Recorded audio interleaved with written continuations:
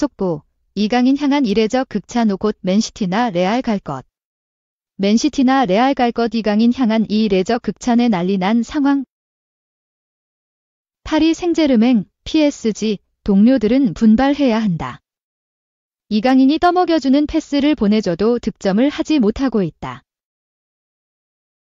PSG는 23일 오전 4시 한국 시각 프랑스 파리의 파르크 데 프랑스에서 열린 PSV 에인트호번과의 2024에서 2025 시즌 유럽 축구연맹 챔피언스 리그 페이즈 3라운드에서 1대1로 비기며 승리하지 못했다. PSG는 1승 1무 1패로 전체 17위에 머물렀다. 축구 통계 매체 라이브 스코어는 23일 이강인은 2024에서 2025 시즌 유럽 축구연맹 챔피언스 리그에서 10번의 찬스를 만든 첫 번째 선수가 됐다며 이강인의 활약을 조명해줬다. 에인트호번전에서도 이강인이 부진했다며 존재감이 없었다고 비판을 받았지만 동료들에게 기회를 2번이나 만들어줬다. 지난 UCL 경기였던 아스널 원정에서도 이강인은 기회를 5번이나 제공해줬지만 동료들은 하나도 연결해주지 못했다. UCL 첫 경기였던 지로나와의 홈경기에서도 마찬가지다. 이강인은 이날 후반 18분에 교체로 들어갔는데 짧은 시간 동안 3번의 찬스를 조립했다. 하지만 이강인이 만든 10번의 찬스 중 동료들의 득점으로 이어진 건 하나도 없다. 세계 최고의 재능들이 모인 PSG에서 참으로 안타까운 일이다. 이강인의 기회 창출 능력은 별들의 전쟁인 UCL에서도 세계 최고 수준에 올라 있다. UCL 리그 페이즈 3라운드가 마무리된 현재 지난 3경기에서 기회 10번을 창출한 선수는 이강인이 유일하다. 이강인 밑에 있는 선수들이 자말 무시알라, 바이에른 뮌헨, 플로리안 비르츠, 바이엘 레버쿠젠, 하피냐, 바르셀로나, 리코 루이스, 맨체스터 시티 등이다. 세계 최고의 공격 자원들보다 이강인의 찬스 메이킹 능력이 더 빛나고 있다. 90분당 기회 창출로 비교해도 이강인은 무려 4.9개다. 이 수치에서도 이강인의 기록을 넘을 수 있는 UCL 선수는 단 3명밖에 없다. 문제는 이러한 상황이 UCL뿐만 아니라 리그에서도 똑같다는 점이다. 이번 시즌 프랑스 리그 1 기회 창출 공동 4위에 올라 있는 이강인이다. 17번의 득점 찬스를 동료들에게 뿌려줬다. 하지만 지금까지 어시스트 개수는 공개다. 90분당 기회 창출로 환산해도 이강인보다 잘하고 있는 선수는 리그 전체에서 오스망 덴벨레가 유일하다. 이강인보다 기회 창출 수치가 적은 팀 동료 주앙 네베스는 벌써 리그에서만 도움이 6개다. 이강인과 수치가 같은 덴벨레는 어시스트 4개를 기록 중이다. 이강인은 리그에서도 0회다. 동료들이 더욱 분발해줄 필요가 있다. 실제로 이번 시즌 PSG의 제일 큰 문제 중 하나가 득점 마무리다. 킬리안 음바페라는 세계 최고의 득점원이 사라진 후 PSG는 골 결정력 문제를 겪고 있다. 음바페 없으니 더욱 안정적 악리. 이강인과 젊은 PSG 평가하지만 결과는 충분하지 않아. 티에리 앙리가 킬리안 음바페가 빠진 파리 생제르맹이 더욱 안정적인 팀이라 평가했다. 파리 생제르맹은 23일 오전 4시 한국 시간 프랑스 파리에 위치한 파르크 데 프랑스에서 열린 2024에서 25 시즌 유럽 축구연맹 챔피언스 리그 페이즈 3차전에서 PSV 에인트호번과 1대1로 비겼다. 이날 무승부로 PSG는 1승 1무 1패, 승점 4로 리그 19위에 위치하게 됐다. 이강인이 선발로 나섰다. 이날도 이강인은 최전방에 배치됐다. 펄스9 역할을 수행하며 페널티 박스와 미드필더 지역을 자유롭게 오가며 플레이를 펼쳤다. 결정적인 선제골 기회를 잡기도 했다. 전반 16분 PSG의 역습 상황에 브래들리 바르콜라가 공을 잡고 컷백을 보냈다. 이를 아크 정면에서 이강인이 왼발 슈팅으로 마무리했지만 골키퍼가 몸을 날려 막아냈다. 오히려 PSV가 먼저 리드를 잡았다. 전반 34분 주앙 네베스가 후방 빌드업을 펼치는 과정에서 PSV가 공을 끊어냈다. 곧바로 전방으로 연결한 공을 노아 랭이 잡아냈다. 랭은 과감한 슈팅으로 때렸고 잘루이지 돈나룸마는 제대로 반응하지 못하며 실점을 헌납하고 말았다. 0대1로 후반을 맞이한 PSG가 더욱 공격을 퍼부었다. 끝내 스코어의 균형을 맞췄다.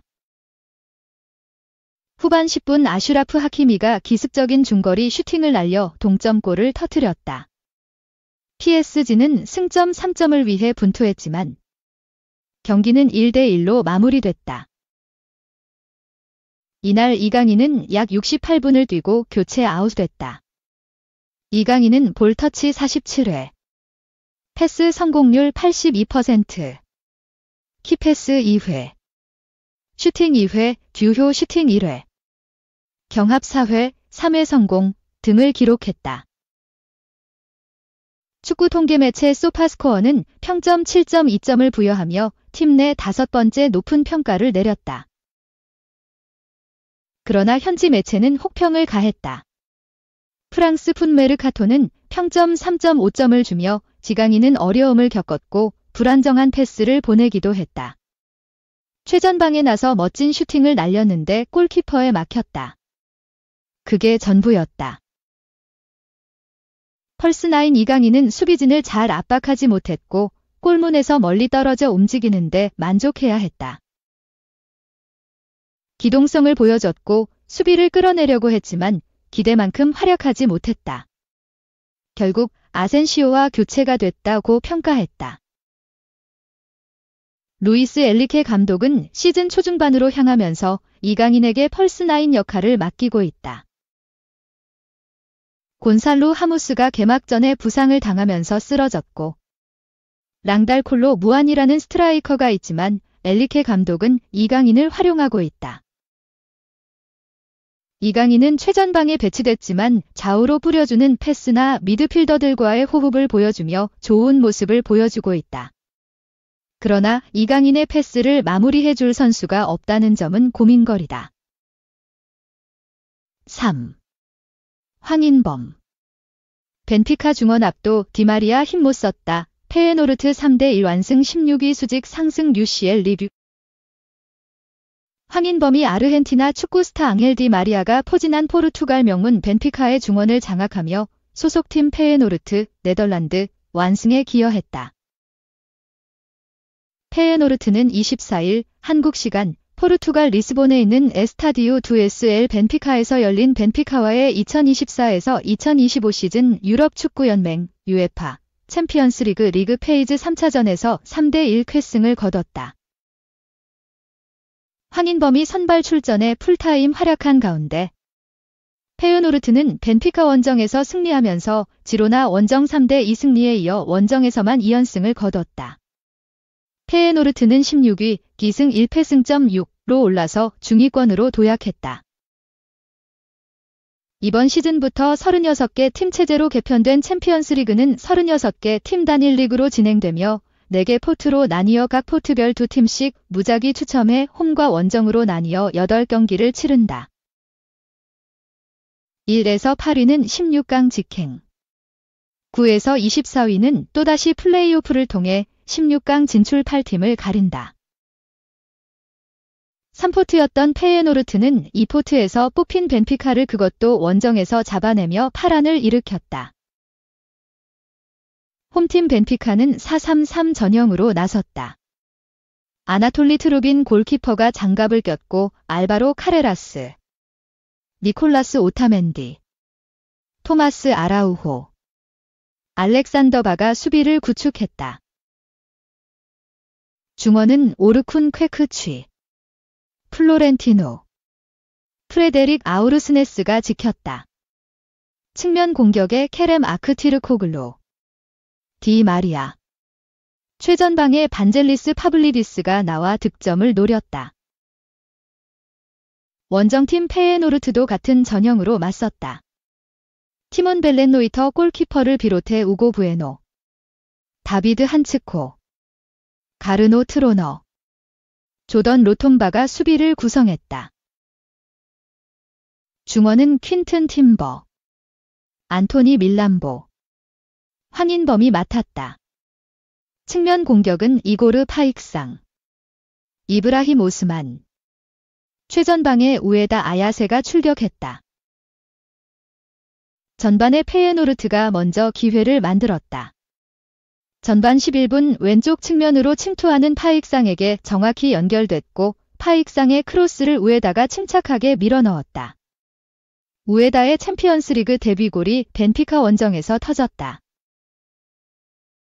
페예노르트의 공격은 계속됐다. 전반 15분 파익상이 박스 방언 거리에서 중거리 슛을 시도해 한 차례 위협했다. 벤피카는 전반 19분 코너킥 상황에서 바의 헤더가 제대로 맞았는데 골포스트를 맞고 나왔다. 황인범은 전반 23분 오른쪽에서 얼리 크로스를 올렸다. 반대편에서 한치코의 슈팅이 골키퍼에게 막혔지만 이어진 슈팅이 우에다가 재차 밀어넣어 두 번째 골로 연결했다. 이후 주심이 VAR 판독을 위해 온필드 모니터를 확인했다. 직전 코너킥 상황에서 로톰바의 반칙이 선언돼 득점이 취소됐다. 전반 32분 페예노르트가 다시 득점을 터뜨렸다. 황인범이 중원에서 공을 차단한 뒤 페예노르트의 공격이 이어졌다. 밀란보가 전진하면서 팀버의 패스를 받았다. 밀란보가 오타멘디를 제친 뒤 강력한 슈팅으로 골망을 흔들었다.